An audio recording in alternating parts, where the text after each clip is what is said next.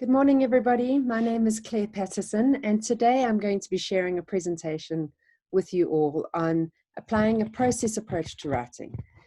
Traditionally, schools have used an approach where teachers give students a list of topics, and the students choose one, they write on that topic and submit it. The teachers then mark it and give them a grade and return the paper. So it's all about handing in the final product, and there's no focus on the process of writing and developing their writing skills. Whereas the process approach follows real writing scenarios. So I'm going to tell you more about that now. Start my presentation. There we go. Okay, so how this presentation is laid out, I'm going to give you some background as to the CAPS approach to writing, the different stages in the process writing, some examples on essay and transactional writing, the benefits that process writing gives to students, and then obviously some of the challenges that comes with it, a small conclusion, and some questions. So if you look on page 35 of the CAPS document, you'll see that they say good writing is a skill that needs to be developed and supported. Writing enables learners to think about grammar and spelling, but it encourages learners to process the language, speed up the language acquisition, and increase accuracy. The writing process will assist students to process well-organized, grammatically correct writing skills. So there is a lot of emphasis on the process of writing in the CAPS. So some of the stages that come with writing, the process writing approach. Firstly, we start with the planning phase. And what that is the students will then get the topic and decide and make sure that they understand what is being asked in the assignment. They will look at the genre and the narrative and what is required of them, and consider the purpose of the assignment and decide who their audience is. So they will look for direction from content words, such as the instructions, so discuss or explain or apply. They will look for content words that give them a general idea of what the topic is about, and then limiting words which will give them more focus as to what they need to include. So that's all done in their planning phase. The next phase will be drafting. They will gather ideas and all the information needed for this topic. So they will make an outline and organize their research and provide a list of references. So they will draft, do their research, and gather all the information and ideas and start jotting them down on a piece of paper. The next phase then is to actually plan their writing. So they will write all the information down as a mind map or a list or a flow chart or something similar, and then start planning their paragraphs. We'll try and organize it and plan their paragraphs. It's a dynamic process. So they might decide once they've started planning that actually they need a little bit more research on something else. And so they'll go back to drafting. You can see the arrows between the planning and the drafting phase go backwards and forwards. So it's a process. So they'll start mind mapping what they want to include, where, what they want to include in each paragraph, and start making some sense of what they are going to be putting in. The next stage then is the revision, edit, draft phase, where they will start with free writing. So just to get the ideas down, jot it all down on paper. It's not about worrying about grammar, spelling, or punctuation at this stage. They just need to get their ideas down on paper. They'll rearrange their words and paragraphs. Again, do more research if necessary. Once they start making sense and putting it into some order, they might realize that they need to do a bit more research. They will replace overused or unclear words and check that there's coherence between their paragraphs and sentences. And they can do this as many times as necessary before final submission, as it is a process. You can also guide your students by thinking about when they're looking at revision, to think of arms, so they can add sentences or words, remove any unnecessary words or sentences that don't add any value to their writing. They can move things around, and they can substitute words and make things more descriptive, for example.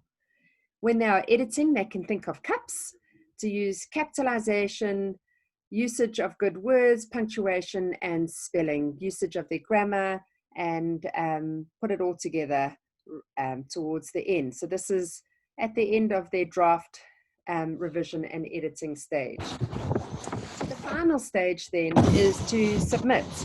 They will correct their spelling, their punctuation, check that their style formatting is correct for the type of writing that they are busy with. They will, well, it's also important that the students neatly type their work and make it look professional and properly formatted. So it creates a favorable first impression, which is important, and it often gives them more marks. A lot of teachers do provide extra marks for formatting and neatness.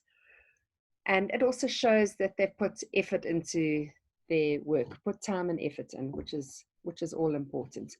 So again, you can see this is a process where continuous feedback is given to the students, so they can get to a certain point in their writing and realize that they need to do more work on something that they hadn't done previously, and so they can go back and research more or ask their teachers or their fellow students or parents questions, and go and Google or whatever the case is to get more information and to reorganize and revise their work numerous times before they finally submit their work. So an incredibly important element in this process approach to writing is to provide feedback to the students continuously. The feedback gives students control over their writing. It is important that you show appreciation as teachers, that you show appreciation to the students for the effort that they've put into that date. So you write that on their papers when you are providing feedback.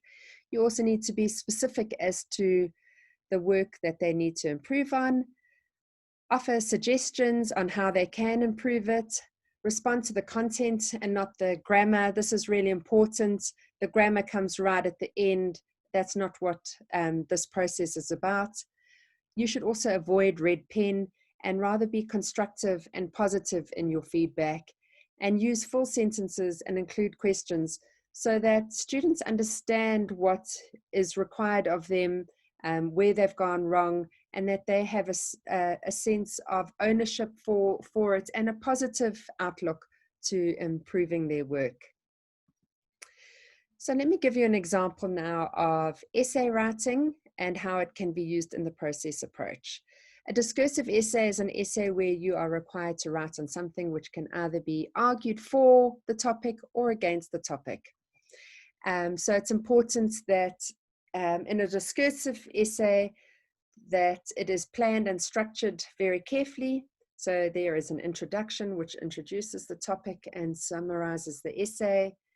There's a first and second paragraph giving one argument supporting the topic, and then in the third and fourth paragraph give an argument against the topic, and then conclude your writing by summarizing your point of view. On the other hand, transactional writing, a letter, for example, has a specific purpose and a result. So it can be a letter, it can be an email, an invitation, or a letter of complaint that requires a reply or subsequent actions. Some of the tips for writing formal letters in English is that you need an address, a date, a greeting, the content, and then a conclusion and ending. So an example that could be used, you could pose this to your students. It's a letter of complaint. So after you've given all these tips on how to write a letter, you then pose this to your students. You have invited your friend to a fancy restaurant. You found the advertisement in the local newspaper and it looked really convincing. Unfortunately, the place did not meet your expectations and you were disappointed. Write a letter to the manager of the restaurant and ask for some money back. And this is what the advertisement said. Restaurant Romantica is the best place you can meet your friends and spend a nice evening in good company. The place is designed to ensure lots of privacy. Comfortable armchairs and quiet, soothing music in the background makes the perfect place for those tired and everyday rush. Discreet service is our first priority. Our menu is created by people who work for the best restaurants in the world. Great choice of vegetarian dishes. Come and enjoy. Satisfaction guaranteed. Wow, so it is quite convincing. So students are then required to go and draft a letter of complaint. So they would then start by ensuring that they understand what is required of them in their planning phase. They need to jot down some information about what is going to go into their letter, and then do their research, draft it, and in the whole process will be given feedback on how they are doing and where they could improve. A discursive essay, you could, as an example of a discursive essay, you could pose the question, technology, is it good or bad? And students then can, as in this example, write out an essay, whether they think it's good or bad, provide points of view for both, and then conclude with their own ideas. So what are the benefits of process writing? The emphasis is on the creative process, not the end product, as in the traditional approach, which I mentioned in the beginning. It's a collaborative process. So they can ask their colleagues, their friends, their teachers, they work together. It's not about doing your own, working on your own and submitting. That you share ideas. So it encourages students to communicate their own written messages. And as a result, it develops critical writing skills, and students become more reflective writers, and it encourages authentic writing. It's learner-centered, and students start taking ownership for their writing, and they actually start enjoying it. Obviously, with the benefits come a few challenges. It is time consuming and it may require many drafts, and this often makes the students tired. And because of the many drafts, it requires a lot of feedback from the teachers, and this could make the teachers tired.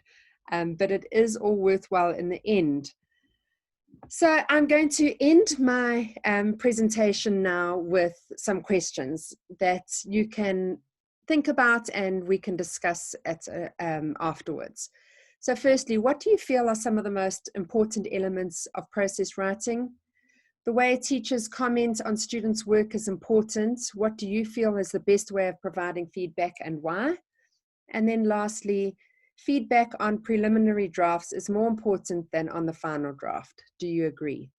So let's discuss these, and we can chat about it and see how you all feel. Thank you for listening to my presentation, and I hope you have a lovely day. Bye for now.